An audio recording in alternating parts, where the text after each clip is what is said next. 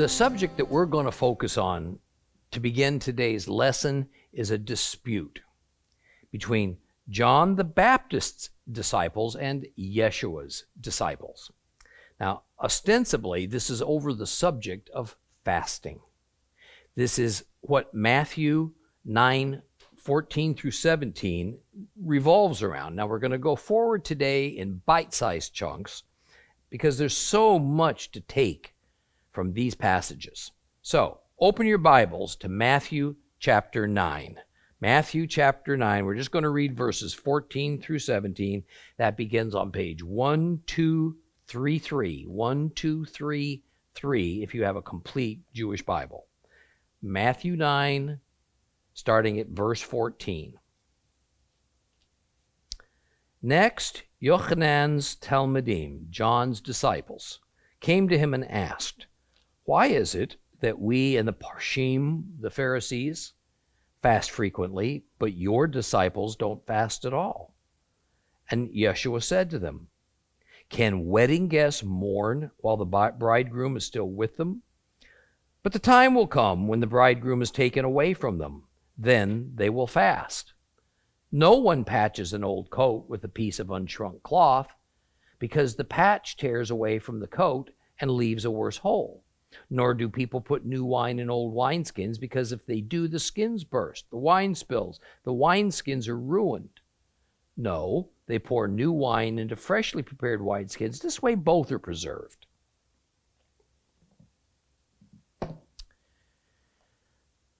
The context is this. Yeshua is still in the fishing village in the Galilee where he's currently residing, and that's Capernaum. Now, he was dining with some tax collectors and with a class of people known among the Jews as sinners. Now, don't take the term sinners to mean as Christianity thinks of it today. That is, that in Christendom, a sinner is either it's a person who does not profess the Savior Jesus, or they're a fallen Christian who is not living out his or her faith in a biblically moral way. However, in Christ's day, a sinner was a Jew who had either openly renounced the law of Moses, something pretty rare, or much more often, it was that they showed no outward intent of following it. Now, typically, these were the poor Jews, uneducated, probably not even attending a synagogue with any regularity. Therefore, they were considered, especially among the Pharisees, as those who were so ignorant, so uninformed, that it was impossible for them to properly observe the traditions of the elders, let alone the biblical laws of Moses.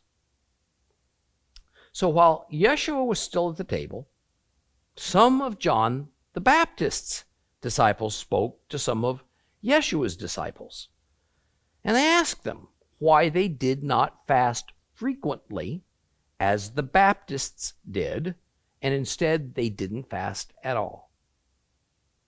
Notice two things. First of all, John the Baptist was the master over his own flock of followers who felt no allegiance to Jesus. And second, the only reason that these disciples would have fasted regularly is because they were doing what their master John had taught them as a proper doctrine. Now, it's ironic that despite John being the chosen one to announce the arrival of Christ and the kingdom of heaven, nonetheless, there is little evidence in the New Testament that he ever fully understood the nature and the mission of Jesus. And further, that his own disciples, John the Baptist's own disciples, never felt a real attachment to the ways of Christ, but rather they chose to follow the ways and teachings of John. And clearly those two sets of doctrines did not always agree. So Yeshua overheard John's disciples confronting his own disciples, and so he jumped into the fray in order to correct them. And what he said wasn't a hard put down, as it seems it was to the young man who wanted to follow Christ, but only after his father passed away and was buried. See, rather, Yeshua's response to John's disciples was merely instructional. And he used a few metaphors and illustrations to make his point. The first illustration that he used was to compare the circumstances of a wedding process versus the wedding being interrupted and thereby causing sadness. He used terms, he used a metaphor that were known not only to every common Jewish person, but even to the Jewish outcasts of society. Now, the subject of the metaphor was of a bridegroom. And I said last week that Christ was not saying he was a bridegroom. I want to take that a little bit further. See, in his brief analogy, he certainly meant that within his story that he was representing himself in the role or the character of a bridegroom, but that's not to say that in real life he was thinking of himself as an actual bridegroom of sorts. Now, one might argue I'm making a distinction without a difference. However, I respond, there is a definite difference between characterizing oneself as a bridegroom versus comparing oneself to a bridegroom as an analogy to make a point. We have to be terribly careful when we find metaphors and illustrations and analogies arise as used in the Bible that we don't take them beyond their intent. The point of the case that Christ is making is that there's a time for joy and there's a time for mourning. But those two things are generally not compatible. So they don't happen at the same time. Now, since marriage is one of the happiest of occasions in the Bible and within Jewish society, then it contrasts well with mourning, the saddest of occasions. So to express such happiness, a bridegroom, by custom, was always responsible to throw a big party with a lavish feast, complete with plenty of wine as its focal point. Mourning, on the other hand, was to be accompanied with fasting.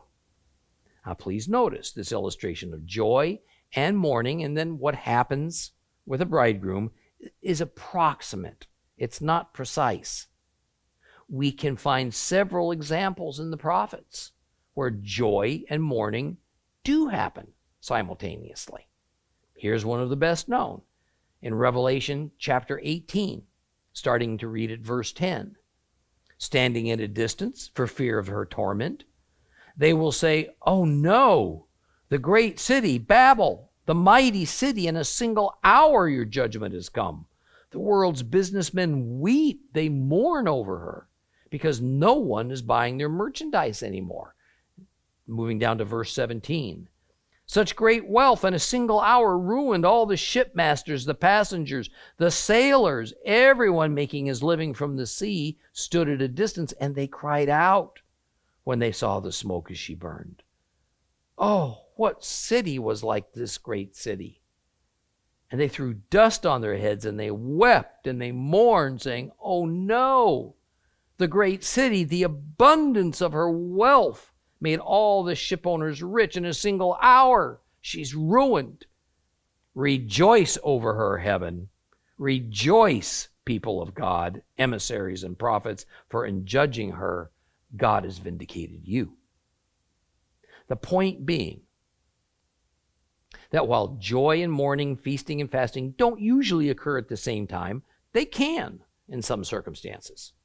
In the same way, we must not take the bridegroom metaphor or any metaphor in the Bible as more than a simple but not rigid, not exact mental picture that humans can better grasp.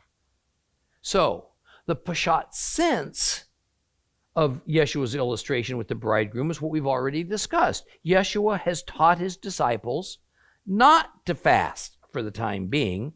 This would be about voluntary fast, by the way, not about biblically commanded ones.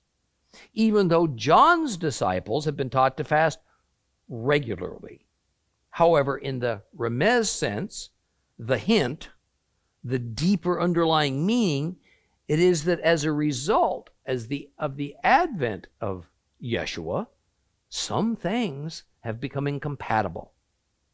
It's a teaching with a warning attached. So Jesus here drops a hint that while he's here with his disciples for now, in time, he will be gone. And when he is taken from them, that will be the proper time for mourning. Now, I can't imagine that any of his attendees understood the depth of what he was telling them. I mean, so much of what he said and would say are comprehensible only in hindsight, the hindsight that we get. Nevertheless, Christ was implying that while he was living and ministering, it was to be taken as a time of great joy. After all, the prophesied Messiah has come. The one who can heal and forgive sins has come. So he wasn't about to have his disciples fast as representative of a time of mourning. Naturally, he did not mean it in the sense of disobeying any of the laws of Moses where fasting was required, such as on Yom Kippur. Now, as we move on to verse 16, Yeshua uses another illustration to make his point about mourning and fasting. Or better, about the deeper underlying meaning of it, the incompatibilities that are a result of his and the kingdom of heaven's arrival. Now, this illustration concerns the patching of an old garment with a piece of as not yet shrunk cloth. This was another analogy chosen because the mechanics of patching garments was common knowledge, even among the common people of all nations, not just the Jews. Everyone knew that if you patched a hole in a cloth garment using a new piece of cloth that had not been previously washed, it had not been immersed, and thus shrunk was the natural thing that happens to linen or cloth, all right? But it has to get immersed in order for that to happen. Then the first time the newly patched garment is washed, the previously unshrunk piece of cloth patch, what's it going to do? It's going to contract. It's going to shrink. But the old garment, it's not going to shrink because it has already shrunk as far as it's ever going to.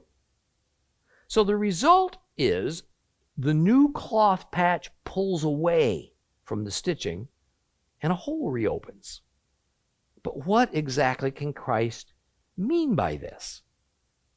Now, see, the standard meaning within the institutional church is that the old garment represents the Old Testament, or perhaps only the laws of Moses. The new cloth patch represents the New Testament, or perhaps only the coming of the Messiah. Therefore, one must not try to patch the old with the new. Rather, the old can only be discarded in favor of the new.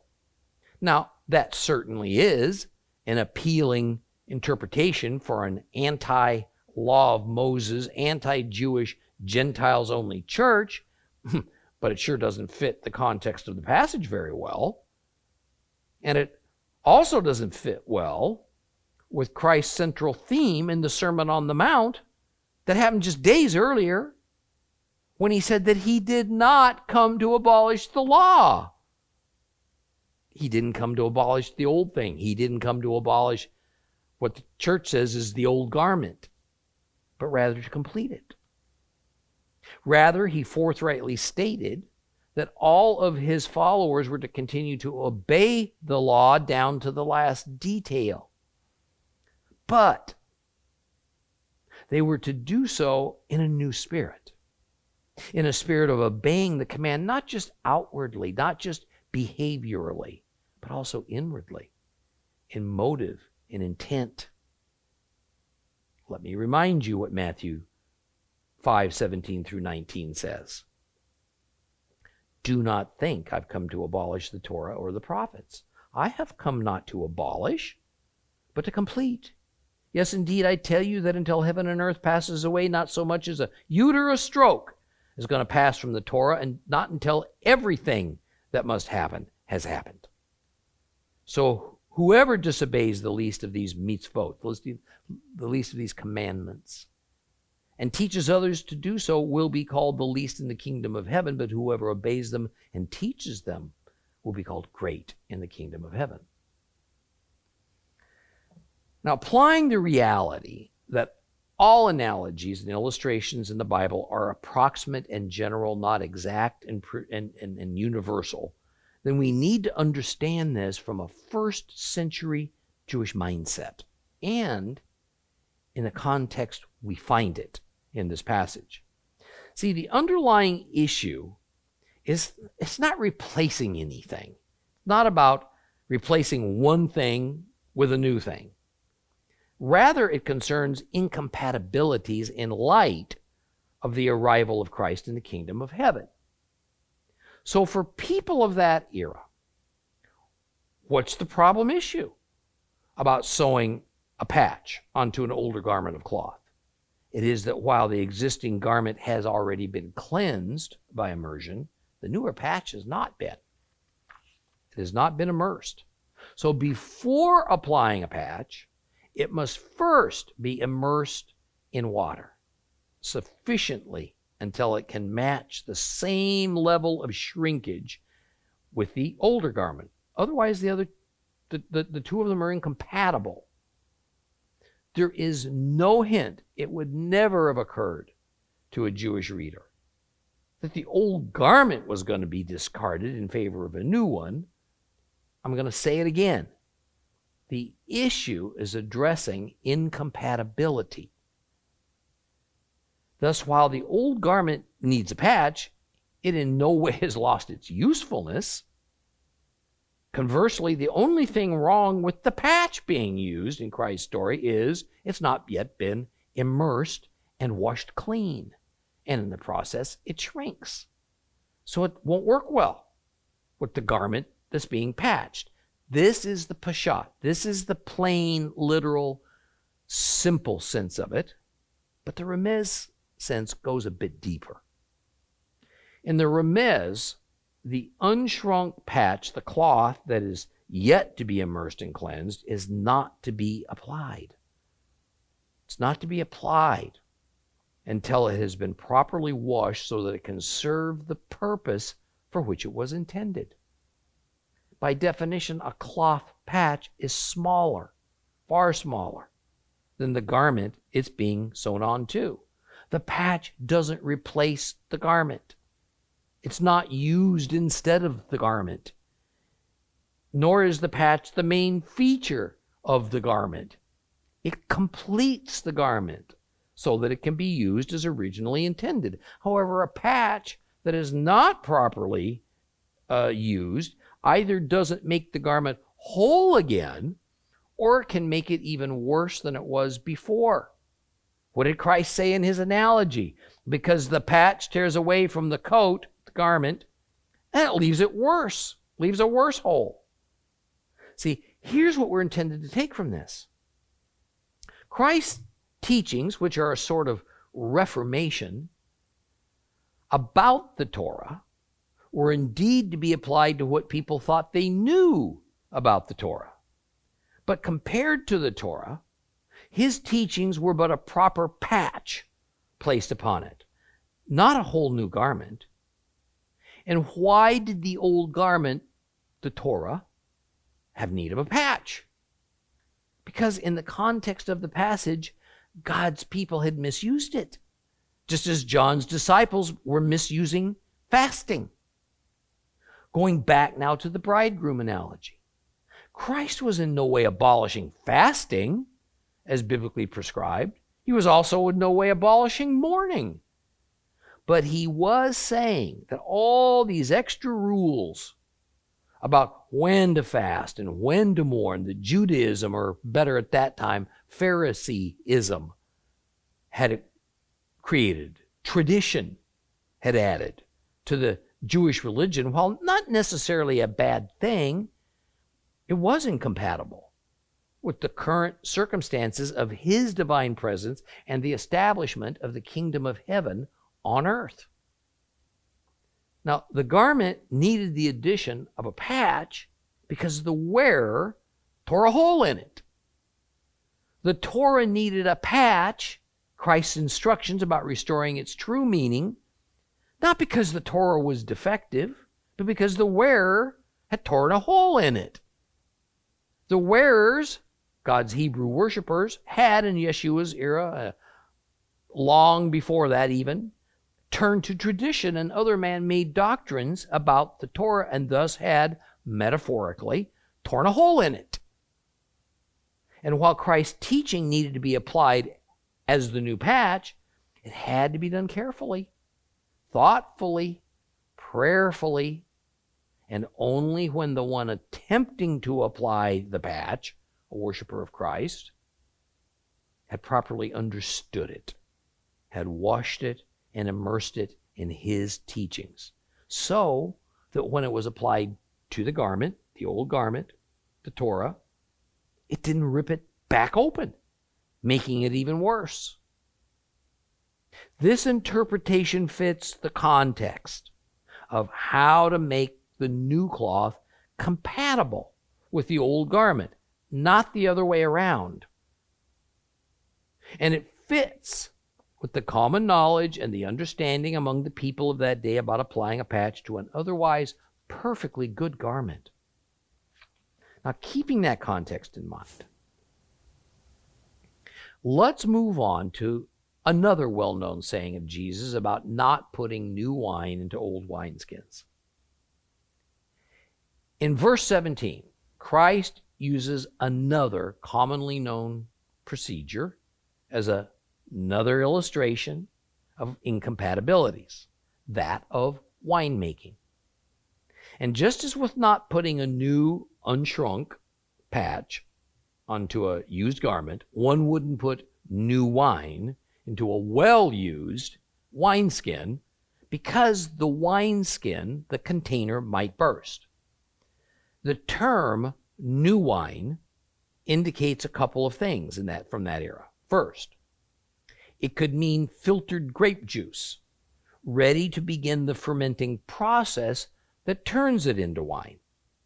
Second, it could also mean a lightly fermented grape juice that has a very low alcohol content because the fermenting process had either just barely begun or it was intentionally interrupted.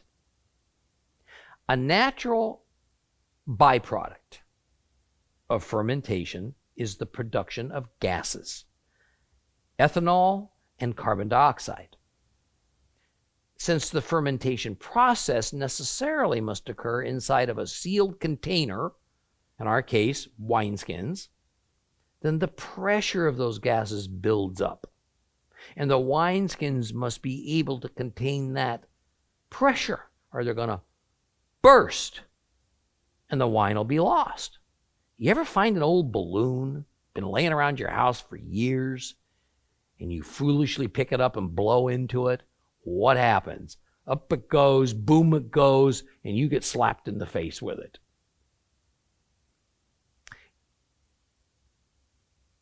Therefore, older wineskins were best not used in the fermentation process because after a few uses, they will have lost their elasticity and could burst instead of merely stretching in the same way a new balloon works.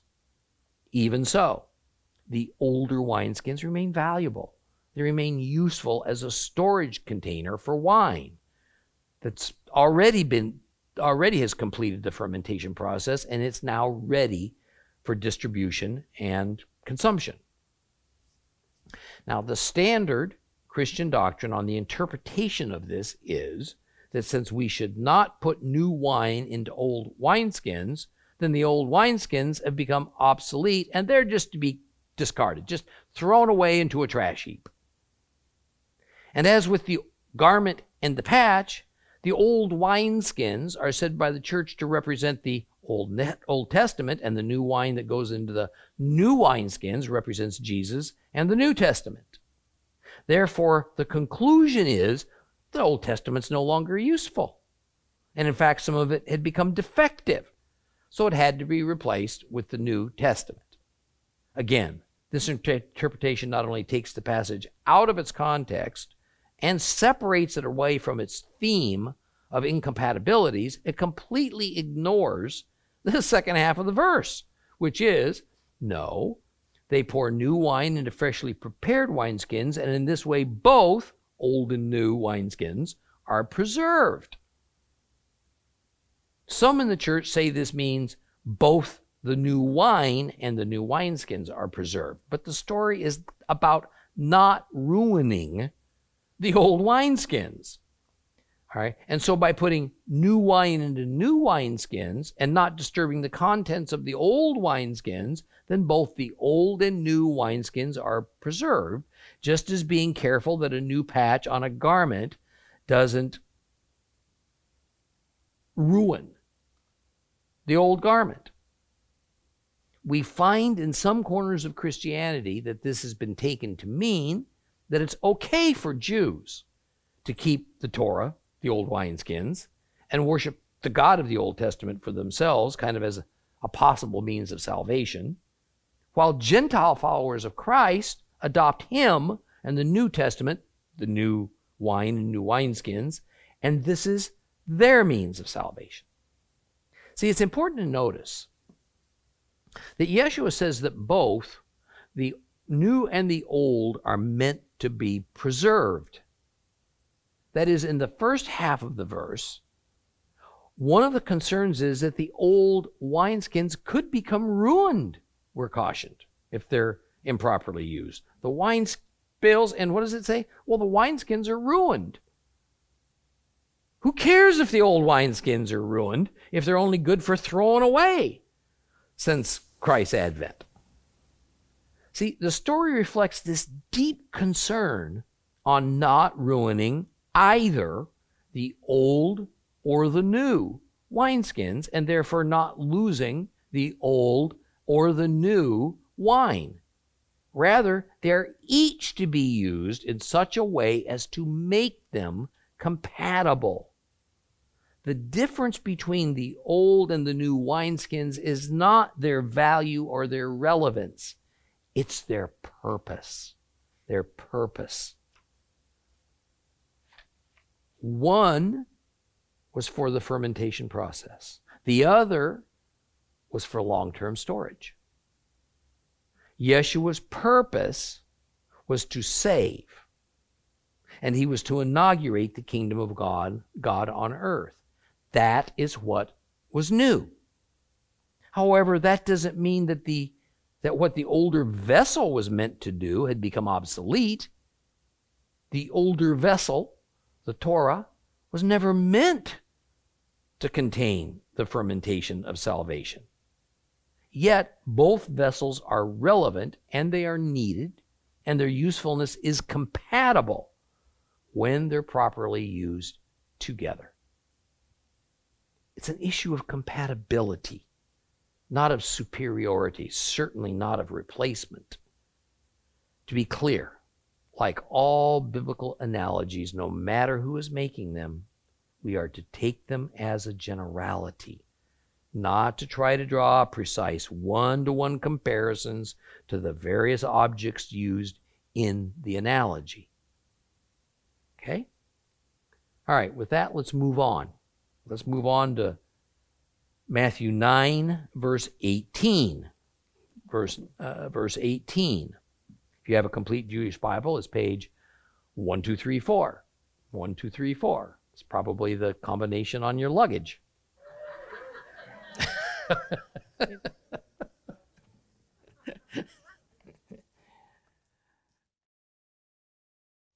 While he was talking, an official came in. He kneeled down in front of him and he said, "My daughter has just died, but if you come and lay your hand on her, she will live." Yeshua, with his Talmudim, his disciples, got up and followed him. A woman who had a hemorrhage for 12 years approached him from behind and touched the tzitzit on his robe. For she said to herself, "If I can only touch his robe, I'll be healed." Yeshua turned. He saw her and he said, "Courage, daughter. Your trust has healed you." She was instantly healed. When Yeshua arrived at the official's house and saw the flute players and the crowd in an uproar, he said, "Everybody out. This girl isn't dead. She's only sleeping." They jeered at him. But after the people had been put outside, he entered, he took hold of the girl's hand, and she got up. News of this spread throughout all that region. So as Yeshua went on from there, 2 blind men began following him, shouting, "Son of David, take pity on us." And when he entered the house, the blind men came up. And Yeshua said to them, "Do you believe that I have the power to do this?" They replied, "Yes, sir." Well, then he touched their eyes and said, "Let it happen to you according to your trust." And their sight was restored. Yeshua warned them severely, "See that no one knows about it." But instead, they went away and talked about him throughout the district.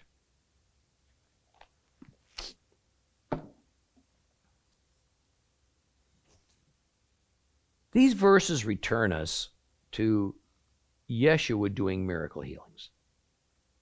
Now, he was still at the table, dining with men of several walks and beliefs, when a person suddenly entered the scene and interrupted it by kneeling down in front of him.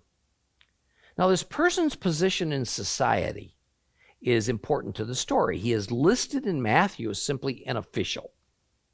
However, this account is also told in Mark and in Luke, and there we get some additional and pertinent information about what kind of an official he was, even exactly who he was. Luke 8:41. Then there came a man named Yair, who was president of the synagogue, and falling at Yeshua's feet, he pleaded with him to come to his house. Mark 5:22. There came to him a synagogue official, Yair by name, who fell at his feet. Now, although 2 different Greek words are used to explain the exact title or position of this man, both essentially tell us that he is a ruler of the synagogue, usually called the president of the synagogue. This is the man who is assigned with the synagogue's daily administrations. He is not the same as the scribe, who is the teacher-preacher at the synagogue. No doubt this man must have been the man who presides over the synagogue located right there in Capernaum that Jesus himself attended. So the man was known to Christ. This explains why the man felt he could interrupt and why Yeshua didn't admonish him for it. What did the official want? He wanted the miracle healer, the tzaddik, the holy man, to come to his home and resurrect his daughter who had died.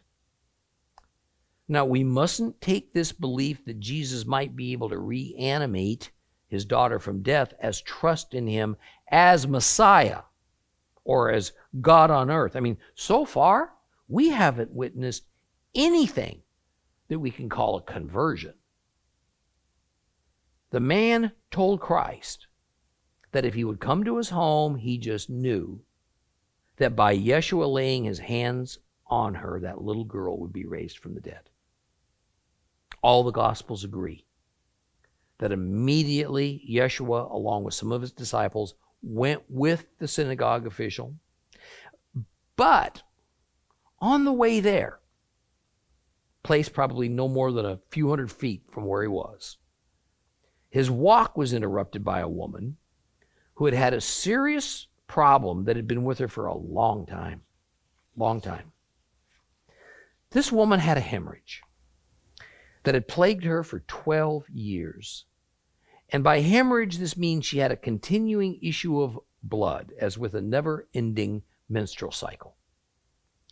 The immediate problem with this was less a matter of her physical health. Now, obviously, it was not so severe as to incapacitate or to kill her, since she'd lived with it for 12 years.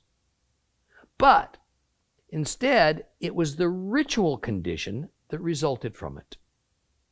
This flow of blood rendered her ritually unclean, according to the Torah, and this made her an outcast. Listen to Leviticus 15:25. If a woman has a discharge of blood for many days, not during her period, or if her discharge lasts beyond the normal end of her period, then throughout the time she is having an unclean discharge, she will be as when she is in nidah. She is unclean. This was a huge problem for her. She can't associate with anyone. She can't even enter someone's home. If she was married, and this isn't stated, but if she was, she couldn't have shared a bed, not even a chair, with her husband, because this would have transferred her uncleanness to him. Now, it's interesting that biblically, ritual impurity could infect another simply through touch. But sin did nothing of the kind. Sin was to be eradicated because bad behavior was too often mimicked. And also because sin could be harmful to another person. I mean, a violent person could injure or murder, for example. So while there's a definite relationship between sin and uncleanness, they're not the same things. They each have their own effects, consequences, cures. Her problem was ritual uncleanness, not sin. We're told that the woman literally sneaked up behind Christ and reached out and touched his robe, or better, the hem of his garment, or best, his tzitzit. Peasant Jews did not usually have the bottom of their garments hemmed. This was something the more wealthy did. A fine hem, that was the mark of an expensive garment. And these Jews certainly didn't have some type of fringe or an ornamentation that circled the skirt of their outer garment. But Jewish men did wear tassels, tzitziot. That's plural for tzitzit. These tzitzit were religious in nature. They were commanded by the law of Moses. In Numbers 15:37 through 41, Adonai said to Moses, "Speak to the people of Israel, instruct them to make, throughout all their generations, tzitziot on the corners of their garments, and to put with the tzitzit on each corner a blue thread. It is to be a tzitzit for you to look at, to remember all of Adonai's commandments and to obey them, so that you won't go around wherever your own heart and eyes lead you to prostitute yourselves. But it will help you remember and obey all my mitzvot, commandments, and to be holy for your God. I am Adonai your God, who brought you out of the land of Egypt in order to be your God. I am Adonai your God." So, naturally, Yeshua would have been in violation of the law of Moses if he hadn't warned them. Now, what else stands out is this woman with the hemorrhage didn't merely touch his garment, she touched the most holy part of his garment, the tzitzit. No doubt she snuck up from behind because no Jew would have allowed her anywhere near him for fear of contracting ritual impurity. But a strange thing happened when she touched him. Not only did he instantly sense her presence, but her uncleanness did not render him unclean, which it should have. The matter of transmitting uncleanness was a one-way street. An unclean person touching a clean person could only infect the ritually pure person. The cleanness could not flow to the unclean. But in this case, it did. Instantly, the woman was healed. Why? Well, that's what tzaddikim, holy men, do. Yet, I have never read of a tzaddik, never, that was said to have healed through removing the ritual uncleanness from a person. This seems to be something that no one had ever been able to do prior to Christ. In fact, it really wasn't even thought to be a possibility.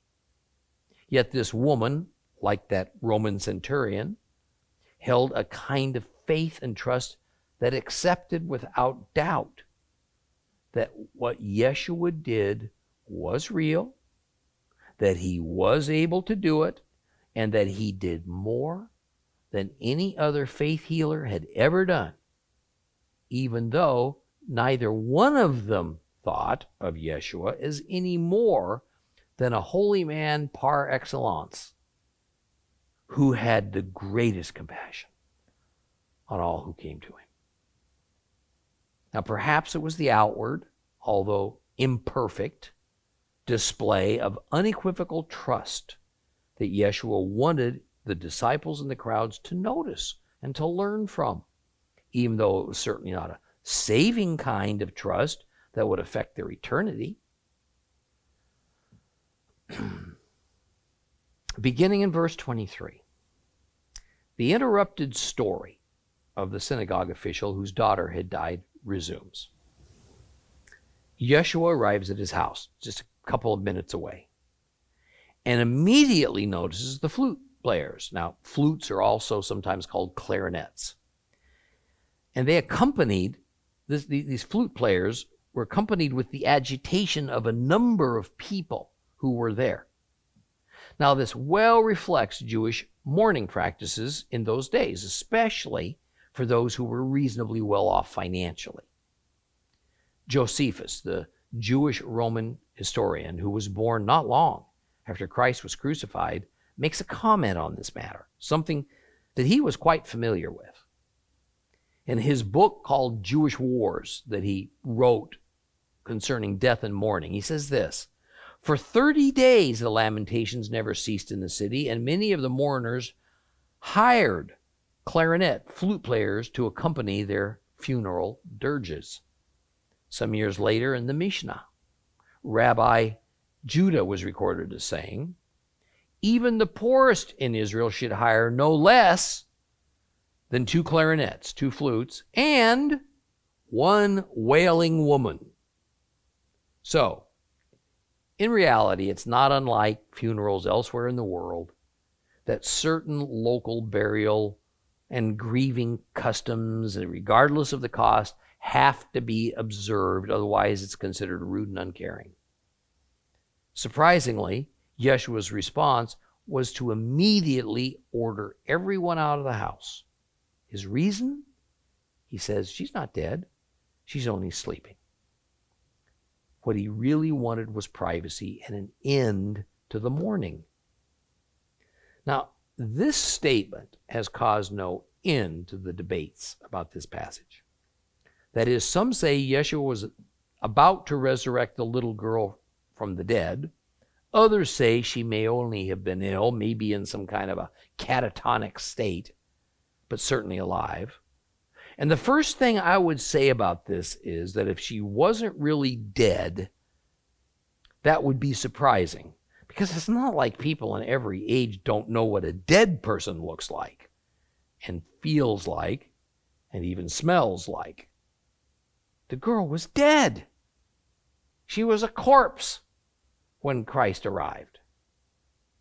See, the use of the word sleep and other terms associated with sleeping are regularly used in the Bible when speaking about death. It seems to be just kind of a kinder, gentler way of saying it. But also it indicates that the condition of death is, in some strange way, not necessarily permanent. And further, especially for those considered to have lived righteously before the Lord, there is hope of a pleasant afterlife. even in Christ's day, and in the possibility of an afterlife, this was in no way agreed upon within Judaism. Death, what happens afterwards, this was a terrifying prospect, such that the one thing the people then could agree on was, it's always better to be alive than dead.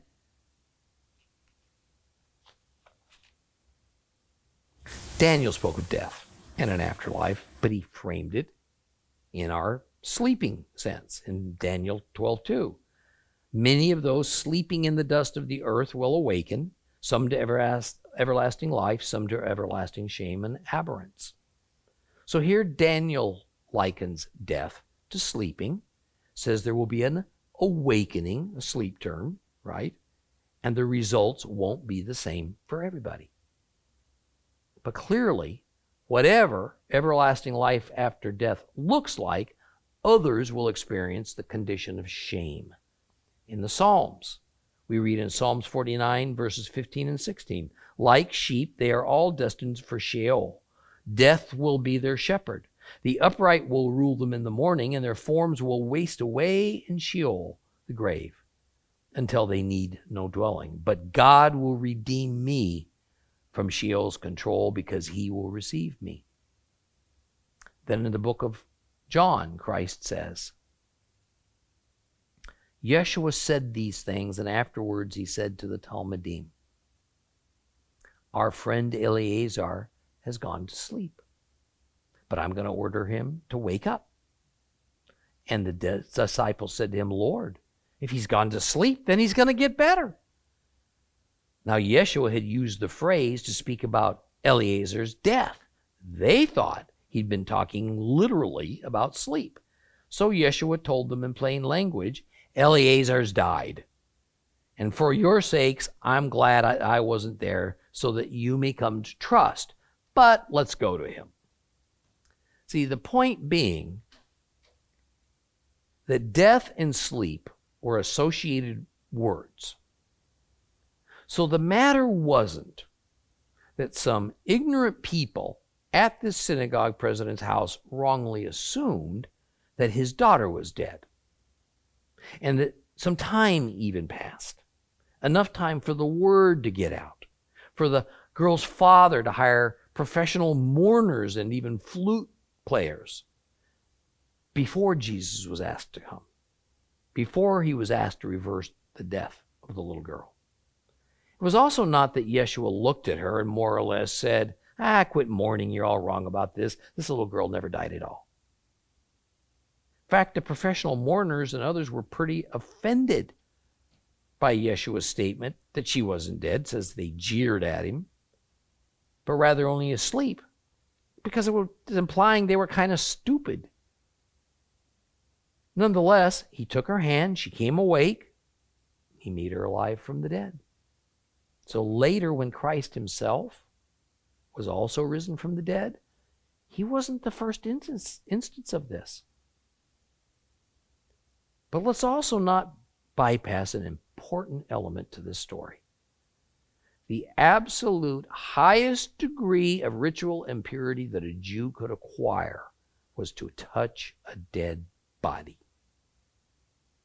So understand the ramifications of this act that Matthew's Jewish readers would have instantly picked up on. First, Yeshua allows an unclean woman to touch the holiest part of his garment, his tzitzit. Now, he enters the home of a dead person, and he intentionally touches her corpse. In both cases, however, he's not affected. Rather, he affects those who are unclean and afflicted even unto death. Unheard of. Unheard of. It's no wonder people flocked to him, did anything to get before him, and equally why the Pharisees and then the high priest were afraid of him. They were afraid of him, and so they wanted to discredit him. They couldn't fathom anyone doing what he did. They had no way of competing with this. His miracles were too many, too public, too spectacular to deny. So we hear these words of verse 26. News of this spread throughout all the region. Well, I would hope so. So the public frenzy about him was only going to increase. Well, verse 27 has Yeshua healing 2 blind men. Now, this story does not appear in Luke or in Mark. Why Matthew's inclusion of this story about healing the blind men? Likely because the Jewish tradition at that time was that of all afflictions, blindness was most closely associated to having been caused by sin. So blind people received less sympathy and mercy than those with other severe disabilities. And if the blindness was caused by a sin, well, then an animal sacrifice couldn't cure it, so there was no hope for them. This is highlighted in this particular passage from John's Gospel. Listen to John, John 9, starting at verse 1. As Yeshua passed along, he saw a man blind from birth. And his disciples asked him, Now, Rabbi, who sinned? This man or his parents, that would cause him to be born blind? And Yeshua answered, His blindness is due neither to his sin or to that of his parents. It happened so that God's power might be seen at work in him.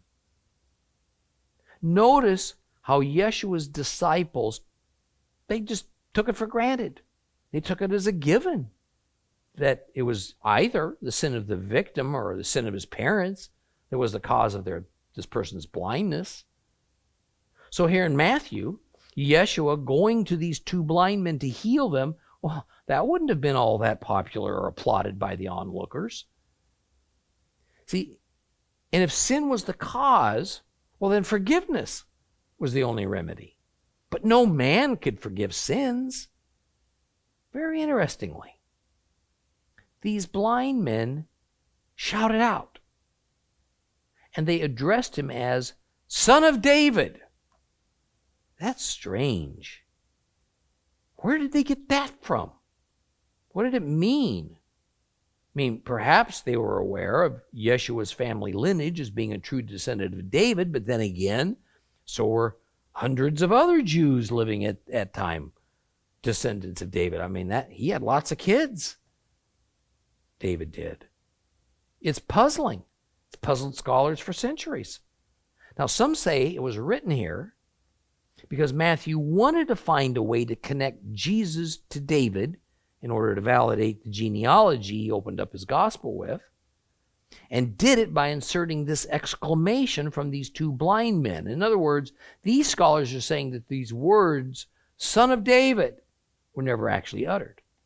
Matthew just added them from his own mind in order to make a connection. I think that Davies and Allison have come up with a possible reason for their exclamation, that at least has some good foundation, and it is plausible. That's what we'll begin our lesson with next week.